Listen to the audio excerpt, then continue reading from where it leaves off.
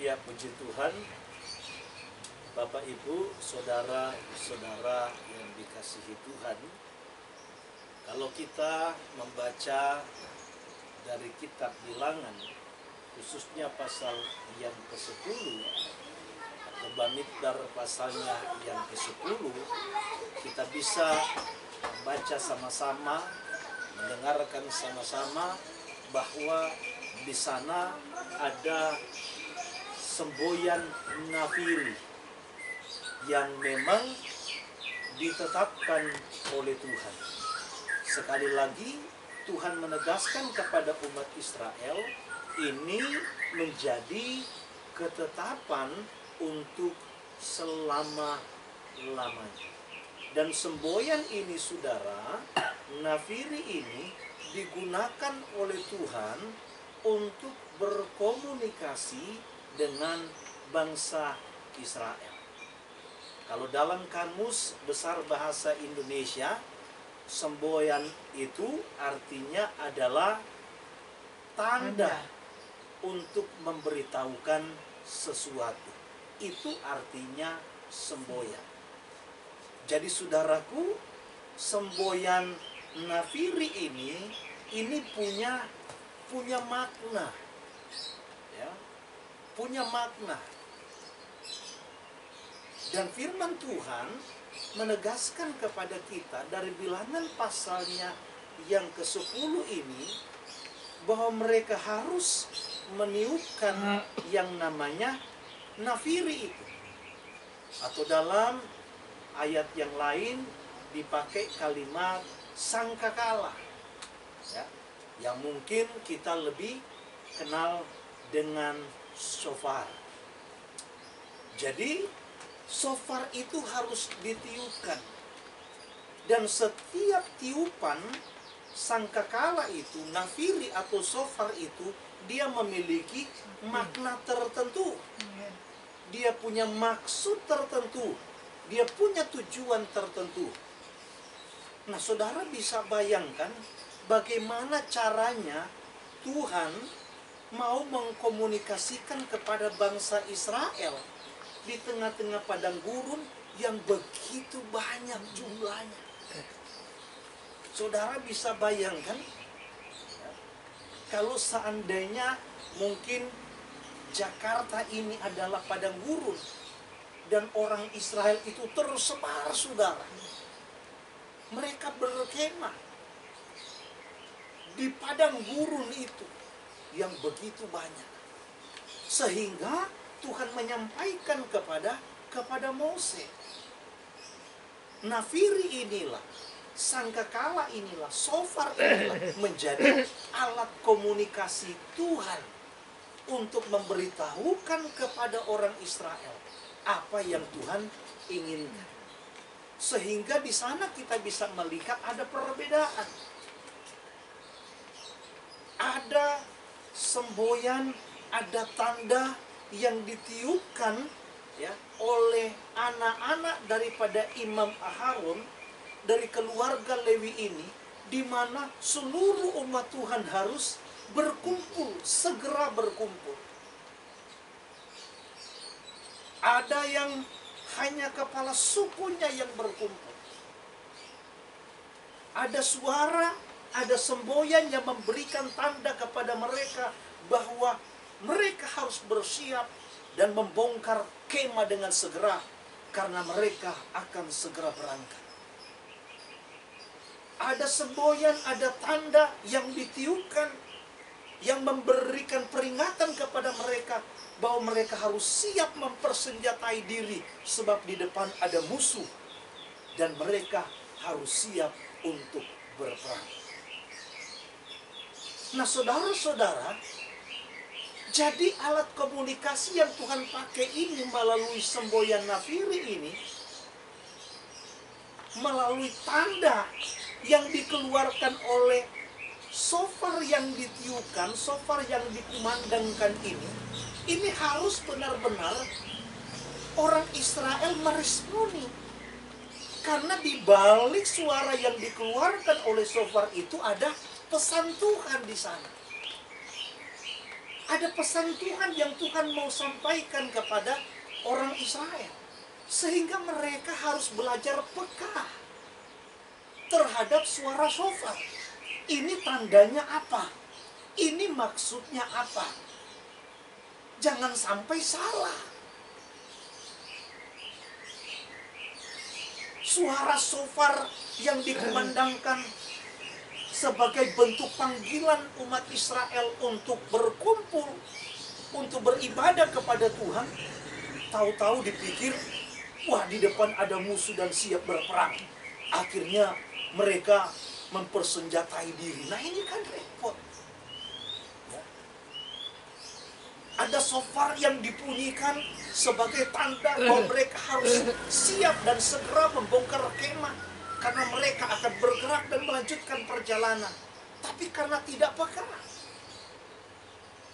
akhirnya mereka ketinggalan. Dan saudara-saudaraku yang dikasihi Tuhan, inilah yang harus mereka biasakan. Kalau kita bicara saudara tentang semboyan,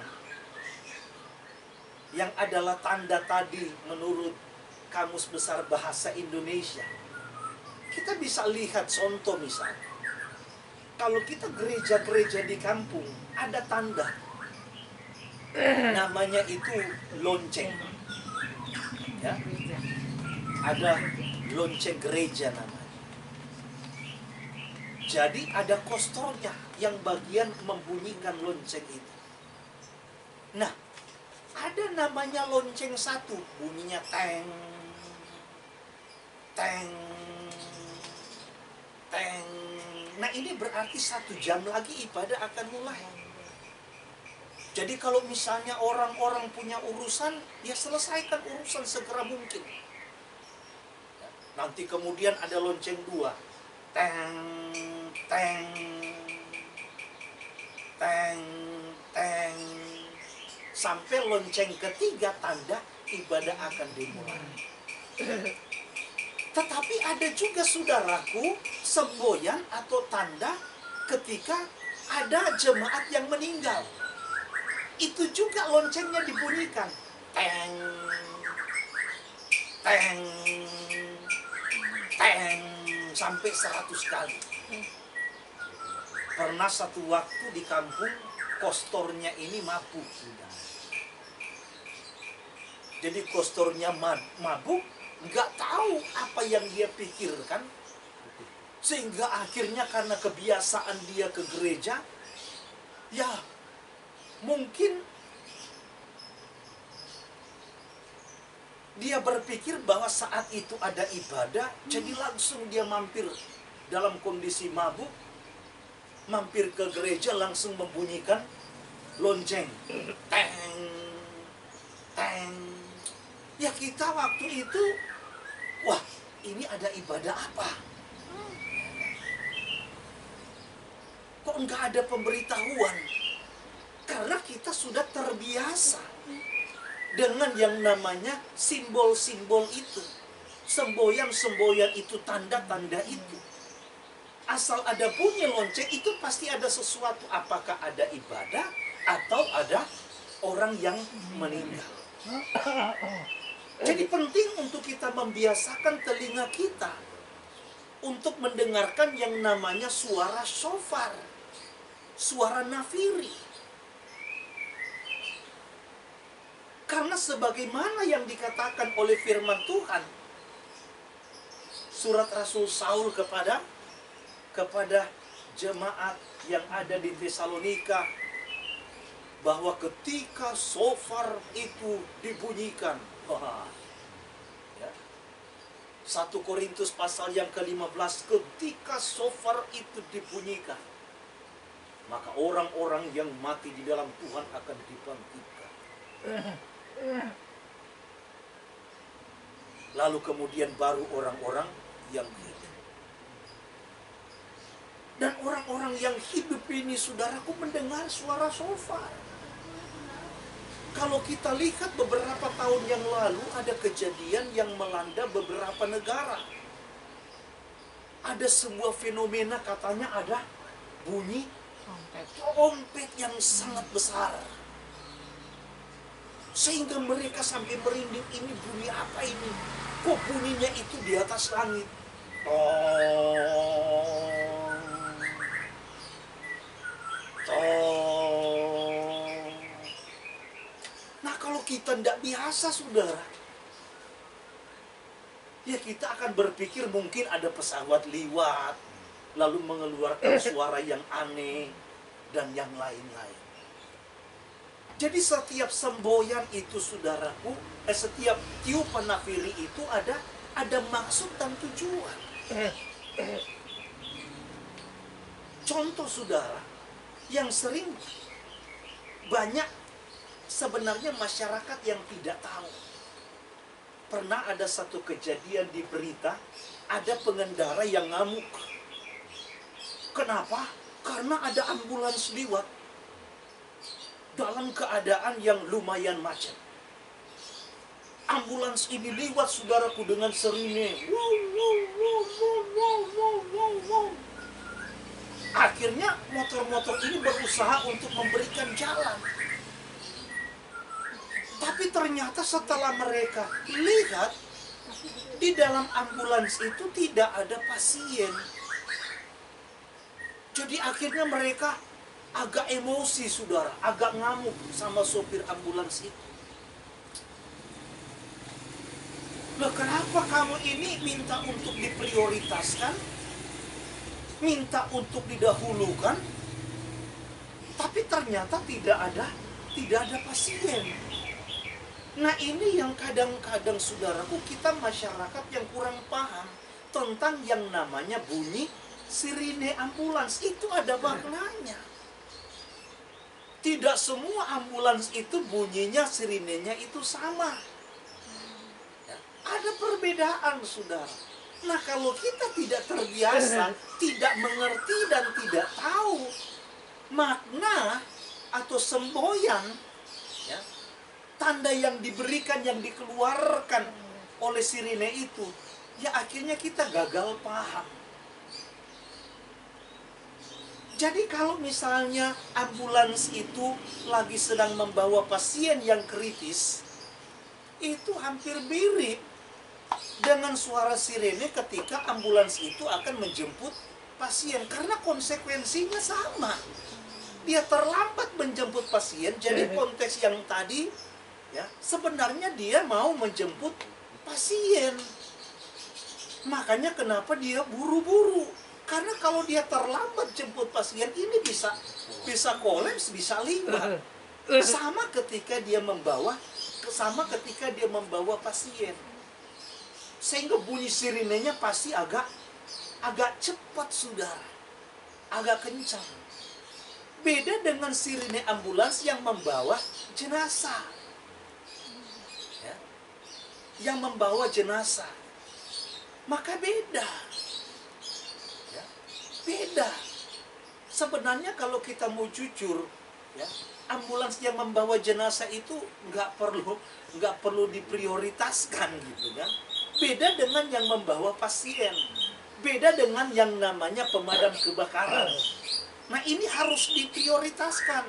Yang membawa pasien atau menjemput pasien, pemadam kebakaran. Karena terlambat sedikit, rumah bisa habis. Terlambat sedikit, nafas bisa habis. Ya. Tapi kalau membawa jenazah, ya memang sudah habis. Ya. Jadi harus dibedakan. Makanya bunyi sirinenya pun berbeda. Agak pelan, saudara. Kalau sirine ambulans yang sedang membawa jenazah. Nah, jadi saudara-saudaraku, ini hal-hal yang harus kita paham, yang harus kita mengerti. Nah, begitu juga saudaraku dengan bangsa Israel. Dalam Bilangan pasal 31, ayat yang ke-6, kalimat terakhir. Tolong Ibu Gembala baca. Bilangan 31 ayat 6. Iya, ayat yang ke-6, baca aja ya. Yang ke-6. Lalu Mose menyuruh mereka untuk berperang.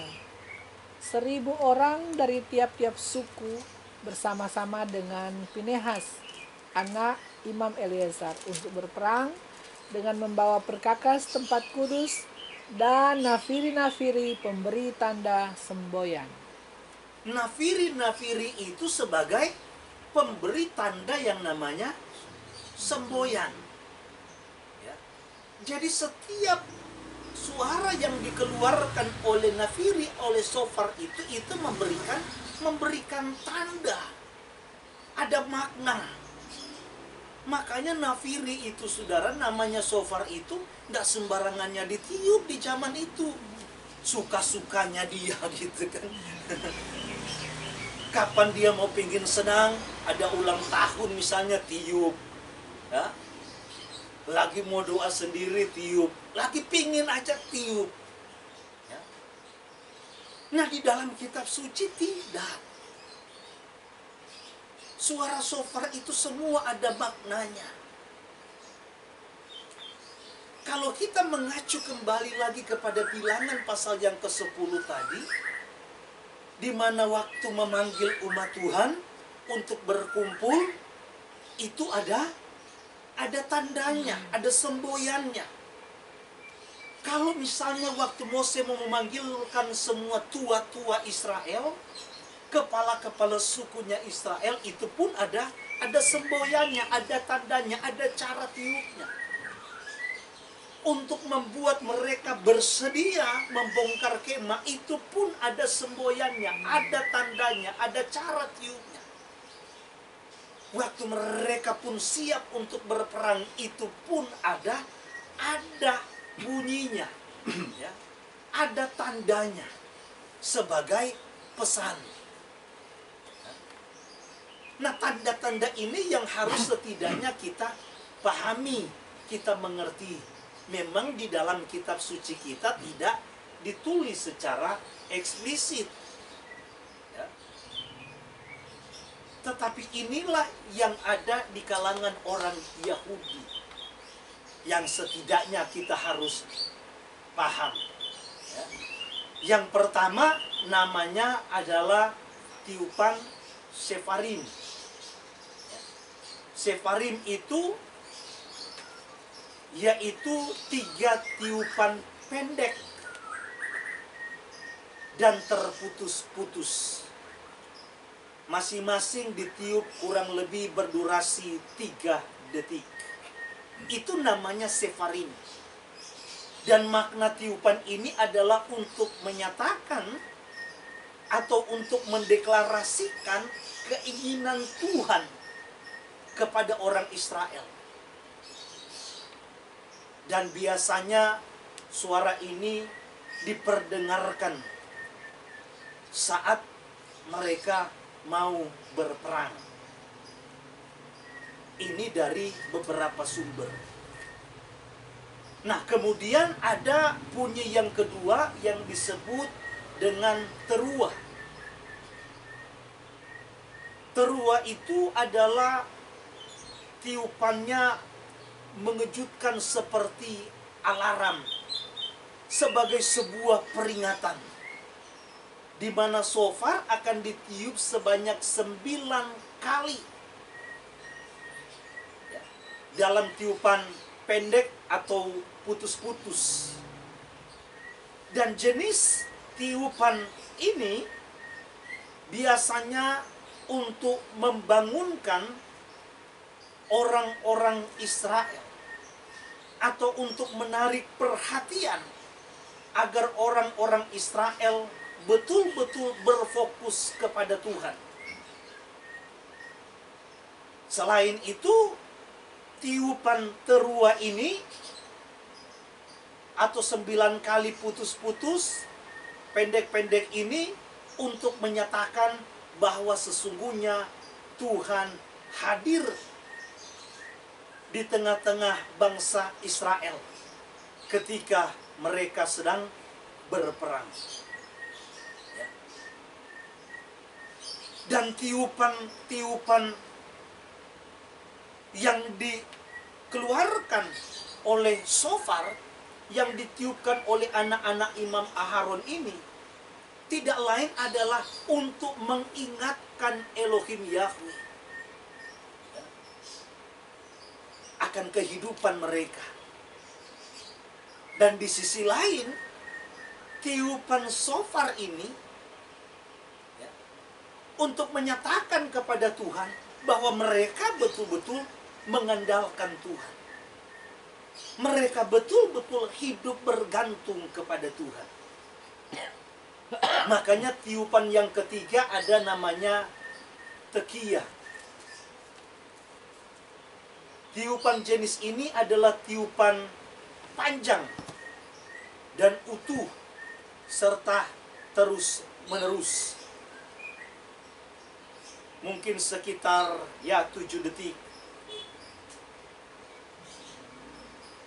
Dan makna daripada tiupan ini tidak lain adalah Tuhan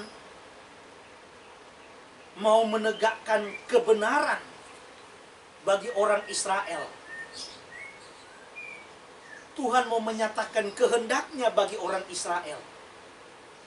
Sehingga kalau tiupan itu ditiupkan, diperdengarkan kepada orang Israel, maka mereka harus segera bersedia untuk bergerak mengikuti pimpinan dan tuntunan Tuhan melalui tiang awan dan tiang api. Jadi ketika tiupan ini diperdengarkan, maka mereka harus bergerak. Kenapa? Karena Tuhan mau menyatakan kehendaknya kepada mereka, yaitu saatnya mereka harus bergerak, berjalan kembali, melanjutkan perjalanan untuk menuju ke negeri perjanjian. Dan tiupan yang terakhir, yang keempat, yaitu disebut dengan tiupan tekiyah kedua, yaitu tiupan yang utuh, yang sangat panjang. Nah, jadi Bapak Ibu saudara-saudaraku yang dikasihi Tuhan, dan tiupan ini seringkali diperdengarkan ketika umat-umat Tuhan mereka sedang melakukan yang namanya ibadah atau perayaan-perayaan. Jadi di dalam firman Tuhan, saudara, ingat baik-baik bahwa ini adalah sebuah ketetapan untuk selama-lamanya. Tuhan menggunakan shofar itu sebagai media untuk apa? Untuk diperdengarkan supaya Tuhan ingat akan umat ini. Supaya Tuhan tidak melupakan umat ini. Dan supaya Tuhan menyatakan kuasanya, menyatakan kehendaknya, menyatakan kemuliaannya atas bangsa ini. Nah, ini yang harus diingat oleh orang Israel. Sehingga saya katakan tadi, semboyan nafiri atau suara yang dikeluarkan oleh tiupan shofar ini sebagai sebuah bentuk pengakuan daripada umat Tuhan, daripada orang Israel, bahwa sesungguhnya mereka tidak bisa tanpa Tuhan. Mereka tidak mungkin menang dalam peperangan tanpa kehadiran Tuhan.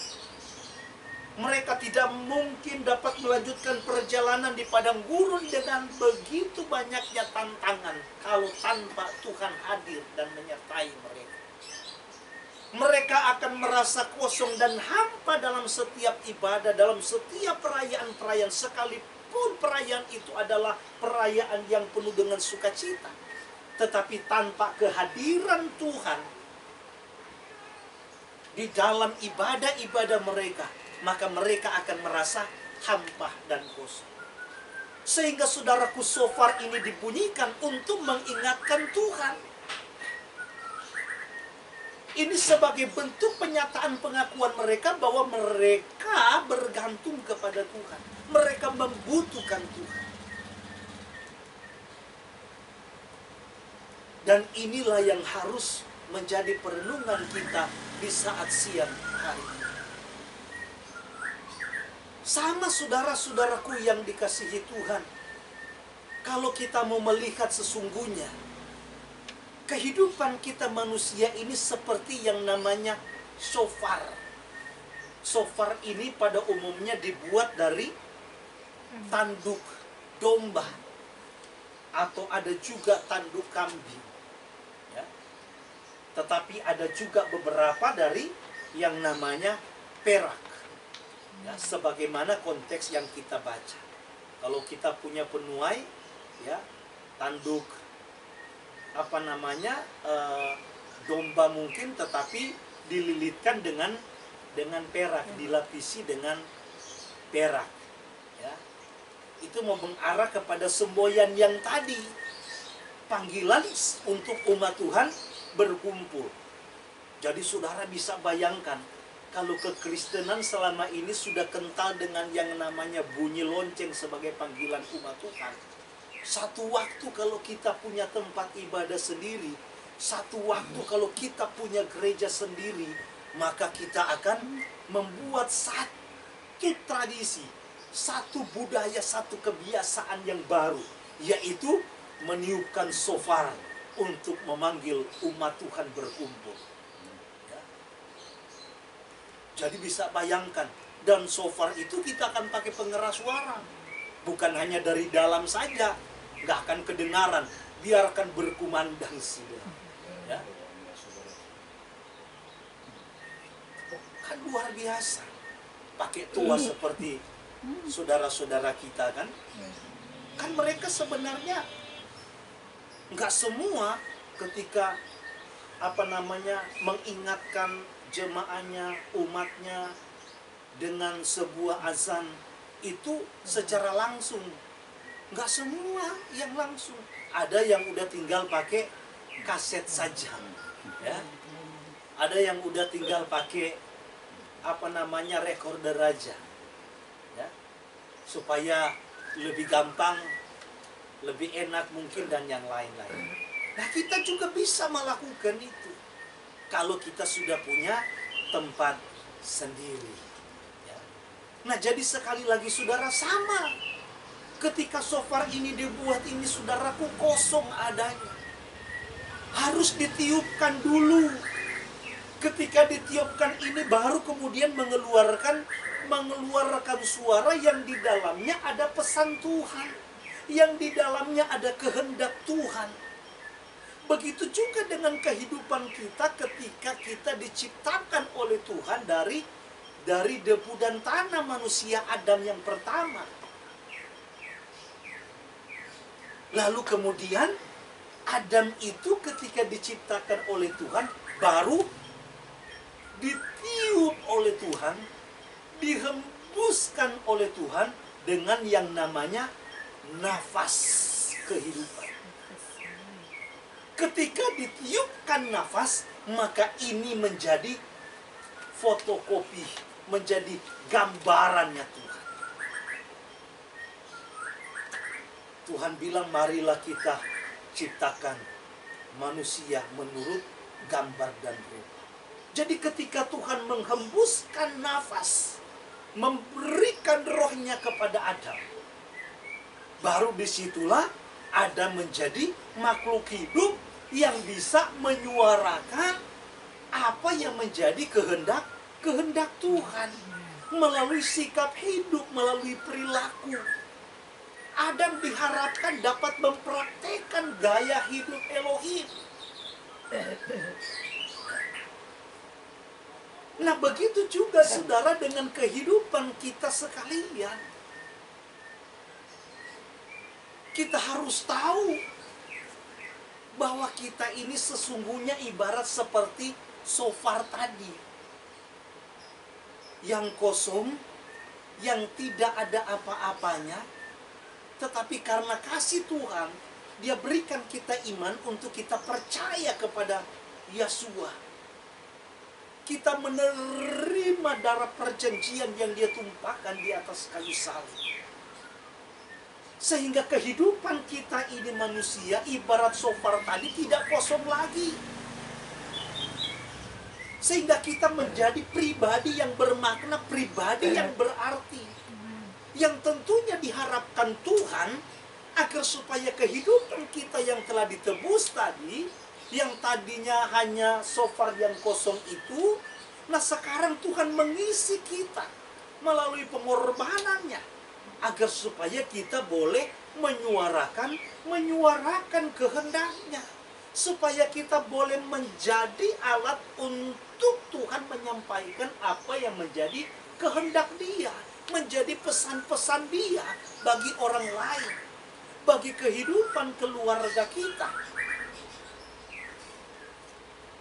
Nah, saudara-saudaraku, inilah yang perlu kita renungkan dalam hidup kita.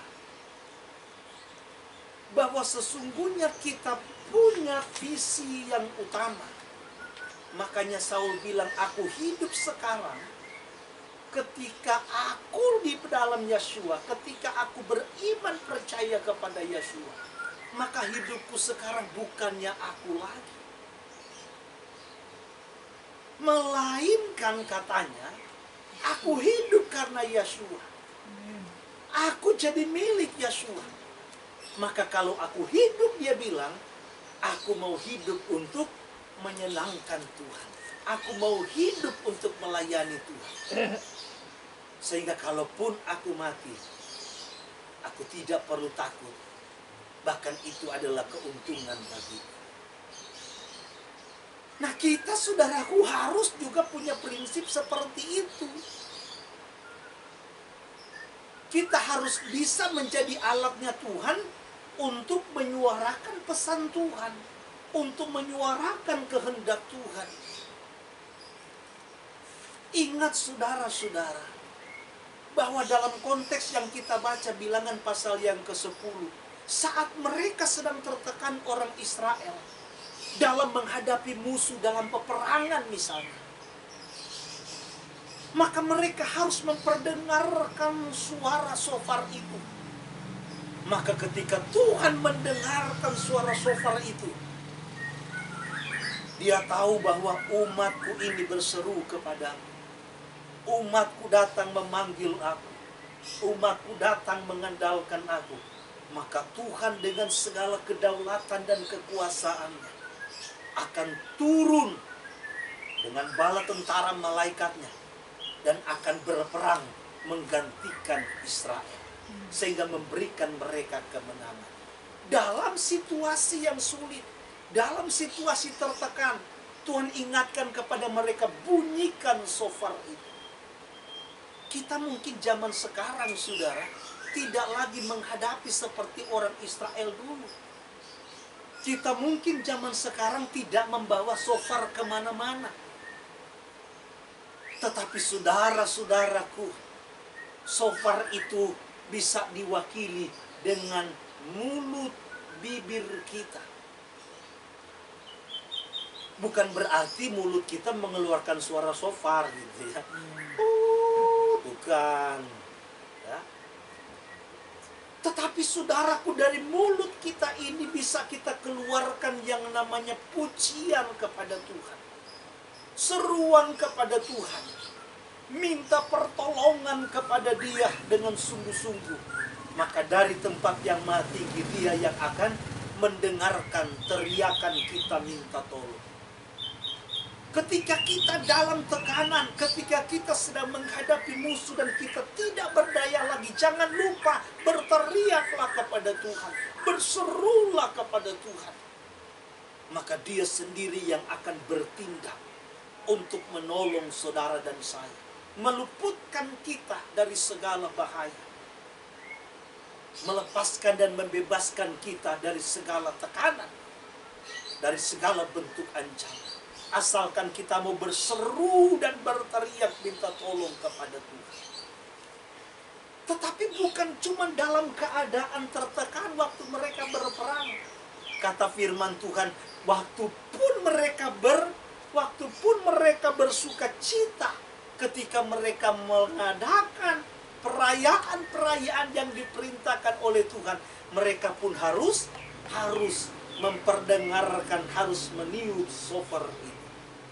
Artinya bukan cuma dalam keadaan kita sedang kalut, kita sedang susah, kita sedang tertekan, kita sedang menghadapi bahaya, sedang menghadapi ancaman, baru kita mau datang berseru kepada Tuhan.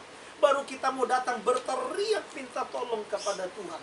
Tetapi dalam keadaan yang senang pun, dalam keadaan kita sedang bersuka cita pun, dalam keadaan kelimpahan pun, Tuhan ingatkan kepada kita untuk selalu berseru kepada Dia, memanggil namanya.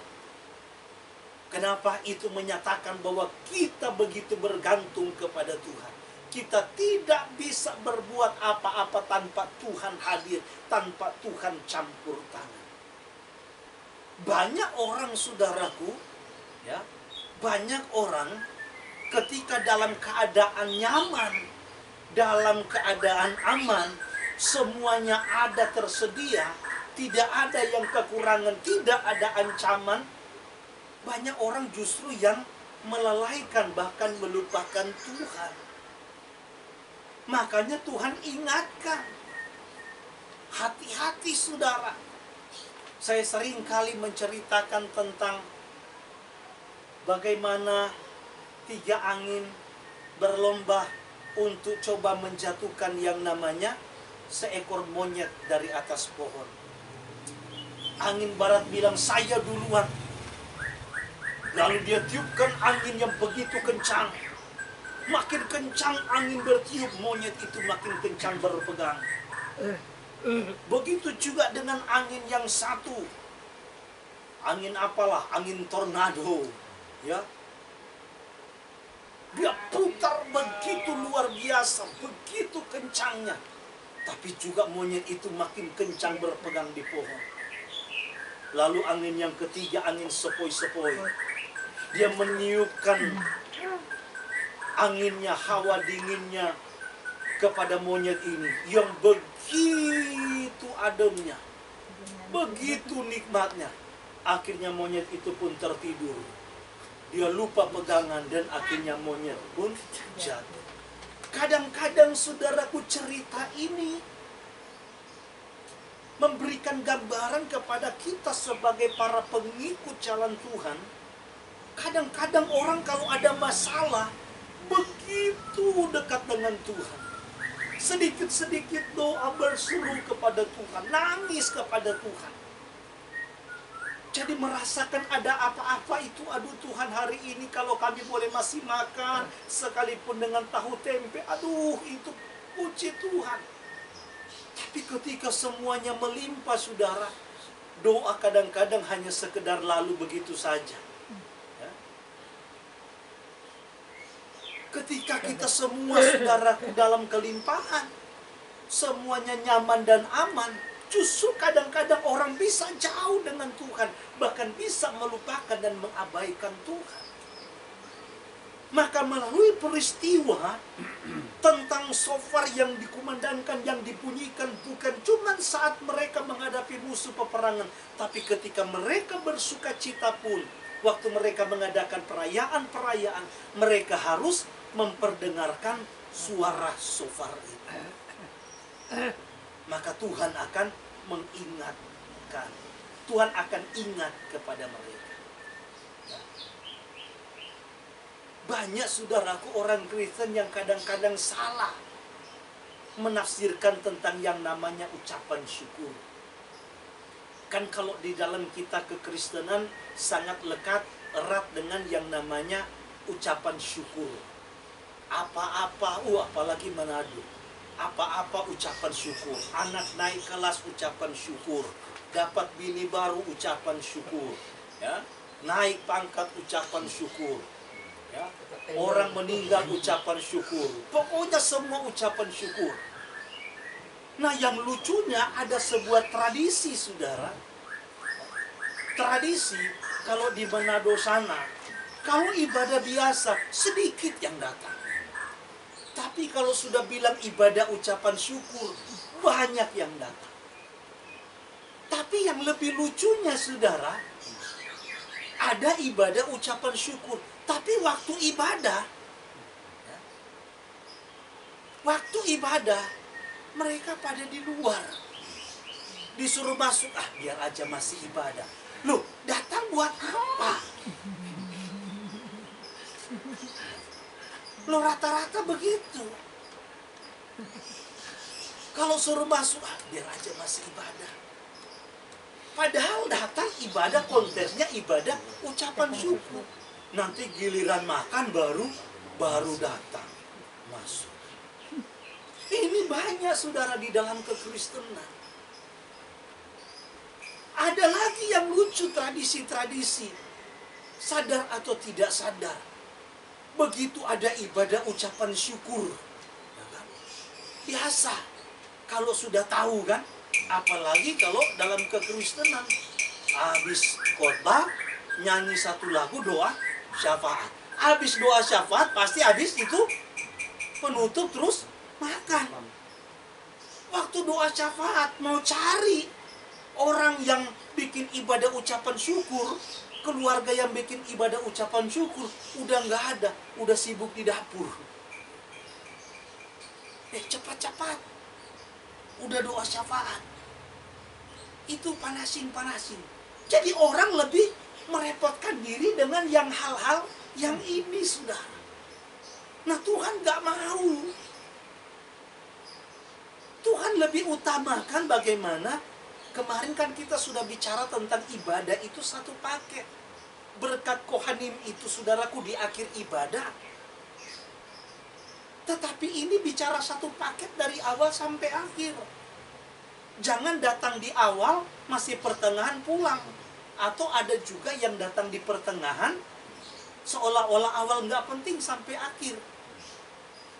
Loh, banyak kita kadang-kadang ketika mau masuk pujian untuk penutup, udah buru-buru, udah pada pulang. Kalau yang ibadah ucapan syukur, kalau udah yang namanya lagu penutup, udah deh, pasti udah pada di belakang semua. Nah, itulah sebabnya hari ini kita mau diingatkan oleh Tuhan bahwa kita ini seperti shofar tadi yang kosong, tetapi menjadi berarti karena ada darah perjanjian, darah yang Yeshua tumpahkan di atas kayu salib. Maka kita harus berani untuk menyuarakan, untuk menyampaikan pesan Tuhan, menyatakan kehendak Tuhan bagi orang-orang yang kita kasihi. Dan kemudian hal yang terakhir yang tadi saya sampaikan.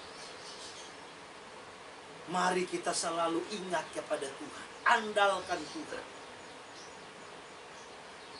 Berseru kepada Tuhan dalam segala situasi dan keadaan. Sebab itulah yang dikehendaki oleh Tuhan dalam kehidupan kita. Maka belajarlah kita untuk membiasakan diri mendengarkan suara shofar.